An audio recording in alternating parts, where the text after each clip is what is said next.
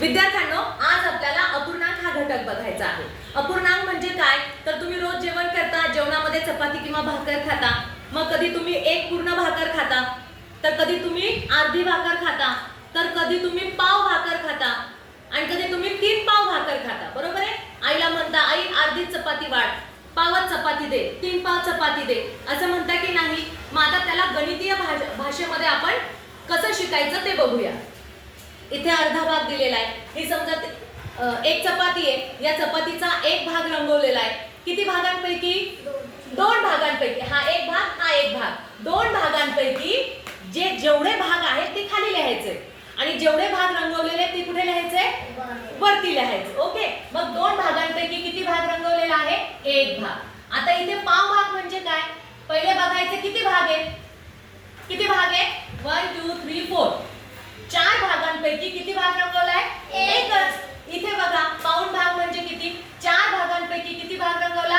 3। जर तुमच्या समोर 6 भाग असतील आणि 6 भागांपैकी 2च भाग रंगवले असतील तर कोणती संख्या कुठे लिहाल? 6 भागांपैकी 2 भाग रंगवले, मग 6 कुठे लिहिणार? खाली, आणि 2 कुठे लिहिणार? वरती।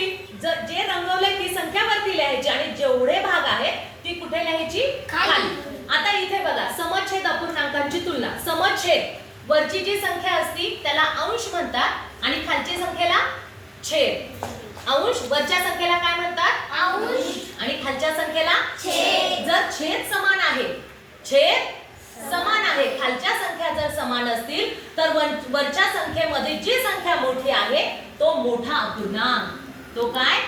मोठा अपूर्णांक। समजा इथे आणखी मी 12/11 लिहिले असते, मग कोणता अपूर्णांक मोठा असता बरं?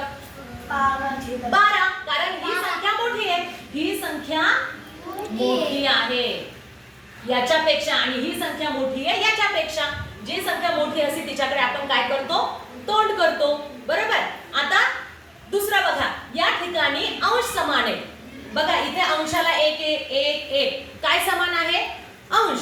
आणि छेद मध्ये बघा, छेदामध्ये ज्या संख्या आहे, जी संख्या सर्वात लहान, जी संख्या सर्वात लहान तो अपूर्णांक मोठा। इथे जो अंश मोठा, जो अंश मोठा तो अपूर्णांक मोठा आणि याच्यामध्ये जो छेद लहान तो अपूर्णांक मोठा।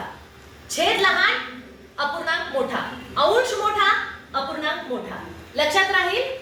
अशा प्रकारची उदाहरणं स्कॉलरशिप मध्ये विचारल्या जातात। आता या ठिकाणी बघा बरं, काही उदाहरणं आपण घेतलेली आहेत। इथे तुम्हाला चित्र दिसतंय, काही भाग रंगवलेला आहे, त्यांनी काय विचारलंय? छायांकित न केलेला भाग जो रंगवला नाही। आता सर्वप्रथम आपल्याला काय करायचं? सगळे भाग मोजायचे। किती भाग आहेत बरं हे सगळे? 8। मग 8चा आकडा इथे पण आहे, इथे पण, इथे नाही म्हणजे हा ऑप्शन आपला ऑटोमॅटिकली कटला, बरोबर आहे? मग आता या 3 पैकी आपल्याला उत्तर शोधायचं, बरोबर? या 3 पैकी 8 भाग रंगवले, 8 भाग आहे, 8 पैकी किती भाग रंगवलेले आहेत रे? 8 भागापैकी किती भाग रंगवले? 3। मग 3 आकडा कोणत्या ठिकाणी आहे?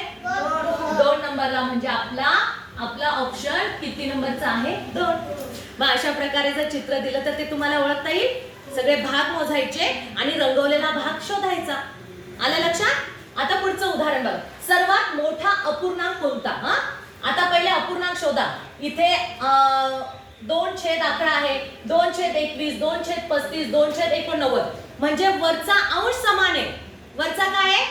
अंश समान आहे। जेव्हा छेद वेगवेगळे असतील मग त्याच्यामध्ये सांगा बरं, छेद, लक्ष द्या इकडे, छेद वेगळे वेगळे, मग जी संख्या लहान आहे, ज्या छेदातली संख्या लहान आहे तो मोठा अपूर्णांक। मग याच्यामध्ये कोणत्या छेदाची संख्या लहान आहे? 2/11। 2/11, म्हणजे हा अपूर्णांक आपला काय आहे? मोठा आहे।